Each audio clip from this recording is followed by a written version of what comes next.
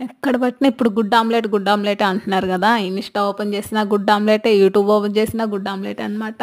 మీరు ఇంతకి ట్రై చేసారా? ట్రై చేయలేదా? ట్రై చేసుంటే కామెంట్ చేయండి ఎలా వచ్చిందో. అది ట్రై చేయకపోతే ఇప్పుడు ట్రై చేయండి. ట్రెండింగ్ అంతా అయిపోయినాక ట్రై చేస్తానన్నమాట. ట్రెండింగ్‌లో ఉన్నప్పుడు ఎప్పుడు ట్రై చేయను నేను ఏదైనా గానీ. చాలామందికి బాగొచ్చేసింది. చాలామందికేందంటే కొంచెం ముక్కలు ముక్కలుగా నీట్‌గా రాలేదని జెప్తున్నారు. మరి నాకెలా వస్తదో ట్రై జేయాలి నేనైతే చూడాలి. ఇప్పుడు ఎలా వస్తదో చూద్దాం. లాస్ట్ వరకు వీడియో చూడండి. ఎలా వచ్చిందా రాలేదా అని కామెంట్ అయితే చేయండి.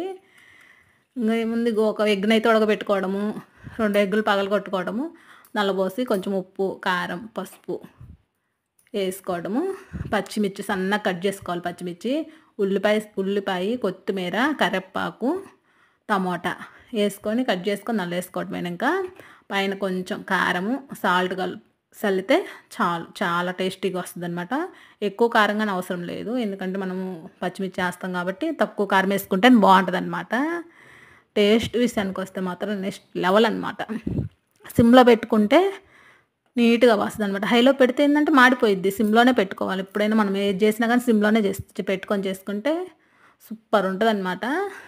మనం ఎగ్ పప్ కొట్టులో కొనుక్కొని తింటే ఎలా ఉంటదో అంత టేస్టీగా ఉందనమాట. మనం ట్రై చేసింది గానీ, చాలా బాగొచ్చేసింది. కట్ చేసి ఇంక నోట్లో పెట్టుకున్నాను. కాలేదు నోట్లో పెట్టుకున్నా. నోరు గాని కాలిపోయిందనమాట. నాకైతే నోరు కాలిపోయింది. మన వీడియో నచ్చుంటే ప్లీజ్ ఒక లైక్ అయితే ఇవ్వండి ఫ్రెండ్స్. ఓకే. Bye bye.